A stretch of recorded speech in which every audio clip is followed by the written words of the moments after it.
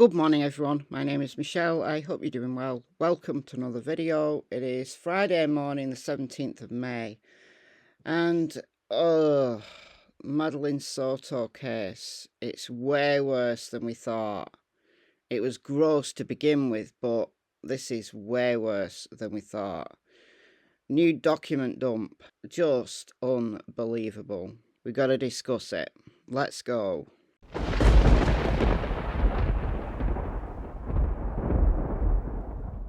So a number of news outlets and many YouTube creators by now are reporting about the document dump. Now that Stephan Sterns' defence is engaging with the discovery process, then more and more documents are going to come out. Now I haven't seen the documents themselves. This is just what's being reported in the news. Can't find the documents. If anybody's got a link to the actual documents, that would be great. I can't find them though. Alright, so I'm reading this from Fox 35. These documents provide new details previously unknown, including the initial interview police had with Stephan Sterns. It's from February 27th. It's obvious they don't believe him. I mean, it's just crazy. Around like 8:10, 8:15. Let's say 8:15, around there. When you get over here, you make a U-turn, you go back to the McDonald's. But you said that she still doesn't want the McDonald's. Still doesn't want it. She was just going to eat the Danishes that I had given her. So you're going up here now, still northbound on Jongyang Parkway. Mm-hmm. You make a left at Town Center this time. Town Center, then make a right onto, yes. And then you drop her off around like dropped her off around halfway up the road there. Okay. So keep in mind, all of this is still northbound. Okay. Right? You're still northbound on Jongyang Parkway. Northbound. So why is your car seen going southbound at 8:10?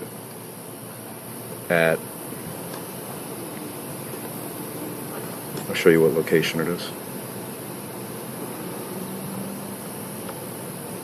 McDonald's is over here. Mm-hmm. At 8:10, your car is seen going southbound at this intersection. So meaning going toward Kissimmee. Mm-hmm.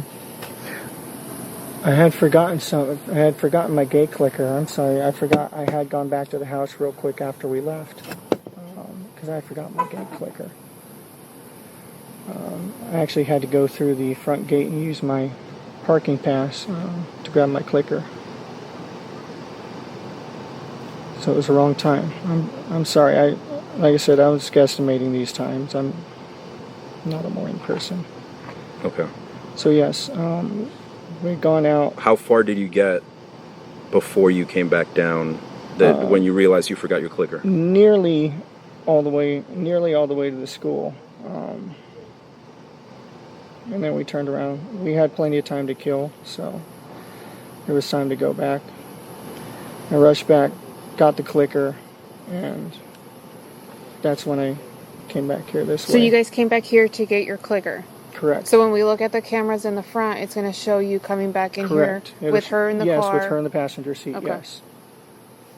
I know it sounds like we're asking you stupid questions, okay? We just want to verify the times. I'm sorry I'm not being more help. I'm not a morning person. I was half asleep as it was. I'm trying. The clicker's to get where? Into our neighborhood.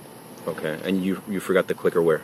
I had forgotten the clicker here. So would it have not just made more sense to drop her off and come back since security's already there?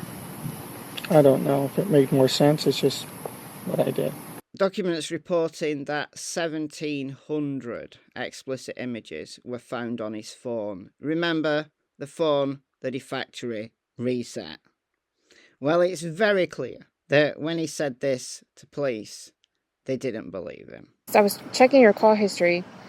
I noticed that you don't have anything before this morning. Is that unusual on your phone? No, it's a new phone. Stupid. I went to do an update yesterday morning, and I don't know what the fuck. Pardon me. I don't know what the heck I did, but somehow during the massive OS update, I managed to factory reset my phone and lose all of my contacts, all my information. Mm-hmm. What time was that? Do you remember? Oh, sometime while I was hanging out with her. I looked at her and said, what did I just do? Okay. She might know better. I don't know what time it was. It was when I was here with... Okay. I don't think I have any other questions. Do you, Louis? I don't know where my head was yesterday. It was so far up my backside. That's okay. We understand. And oh dear, as well as Madeline forgetting her phone, he did as well. I left my phone at home in the morning too. I was so busy riding herd over to get us out the door on time that I left my phone. She left her phone. We both left our phones. Did you have your phone when you went to the smoke shop? Not the first time after I dropped her off. I was still without it. I got my phone and went back to the smoke shop later when I got home. Arrested 2 days after Madeline was reported missing. Of course, she was reported missing on February 26th, and her body was found 4 days later on March the 1st. Factory resetting it didn't work too well for your son, did it? No. Okay. And it was when he was questioned about the contents of his phone that he clammed up. I think he realised he was banged to rights. In the interview, Stephan Sterns confirmed he had saved photos to a Google Drive account. That's how they got him. So he'd factory reset his phone, but he saved all of these photos to a Google Drive account. Google Drive can be accessed via any source, any device. So that's how they got him. Alright, photos of him and Madeline, just disgusting. The detective's quoted saying, "When I asked Stephan about all the pictures he had saved, he then asked if he should be talking to a lawyer. Shortly after that, Stephan requested an attorney." It took until April 25th for a grand jury to indict him on first-degree murder, but I don't think this dude is going anywhere. I think they've got him banged to rights. But the most worrying thing, and the thing that I just can't comprehend, is that Jenn Soto, Madeline's mother, appeared to be absolutely fine for her boyfriend to be sleeping with her 13-year-old daughter. This is nuts. This is nuts. I can't get my head around this. How she would have thought that this was normal. This was acceptable. I'd love to hear the police interviews with Jenn Soto, because is she just really that naive, or was she complicit in all of this? This is the most worrying thing, I think. Since the details of those CSAM charges came out, this is the next level. This is taking this case to a whole new level. So, Jenn Soto told detectives that she and Stephan had dated on and off for at least 7 years, and that he lived on and off in the home. When at the home, however, it was not unusual for the three of them to sleep in the same bed. At 13, she's a little child, little toddler, or a 4 or 5-year-old, okay, but 13, she's a young woman. Why would she want to sleep in a bed with her mother and he's not even her stepdad? But also, when Jen's anxiety was playing up, it wasn't unusual for her to sleep somewhere else in the house and for Madeline to sleep with Stephan.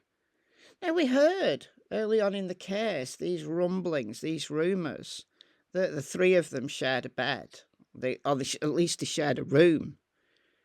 And I thought, no, come on. At 13, I don't think so. Now, wasn't it Jen's mother who said that Madeline didn't like to sleep alone? Well, it seems that actually was true. Sterns told law enforcement that Madeline always needed human contact when going to sleep, something that Stephan referred to as snuggling. Oh, God. And then in a conversation between law enforcement and Jenn Soto, the report implies that detectives let her know about their suspicions of the alleged SA. It states, "I did not want to believe," redacted, and Stephan was engaged in S activity. Redacted, asked to see the image of Stephan and Madeline. When shown a printed photo of what was alleged found on the Google Drive, Jenn Soto claimed she did not recognise anything in the picture, as if she was in denial, and later became visibly upset, the document states. To be clear, Jenn has not been named an official person of interest or suspect connected to her daughter's disappearance or death, nor has she been charged with anything related to the case. Should she be? I'm now thinking she should be, that she was complicit in this. I can't believe someone can be so naive. Now, naivety is not a crime, but come on. I mean, does she have learning difficulties or something? Is there something about Jenn Soto that we're all missing here? Because I just can't with this woman. I can't anymore. The fact that she clearly lied to the press is one thing, but these details that are coming out of police reports are quite another.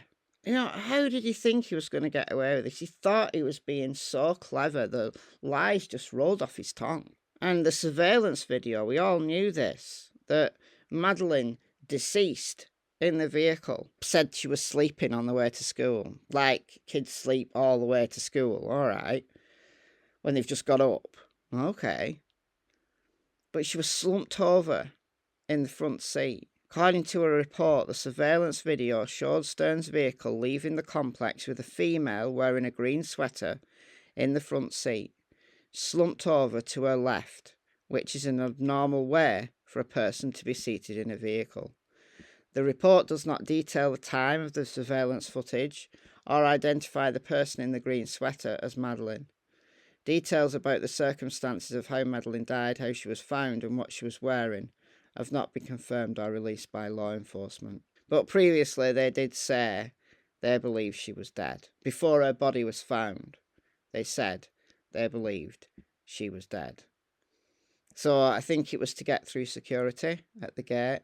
So what's next? A pre-trial hearing for the murder case is scheduled for July the 10th, with a trial set for July 16th, according to the Osceola County Court records. But it's likely to be continued. I mean, that is going to be continued because the CSAM charges, that trial has been continued until August 19th. So that July 16th date for the murder, I don't think that's going to go ahead. But surely his attorneys are going to advise him to plead guilty. Guys, fire up old Sparky.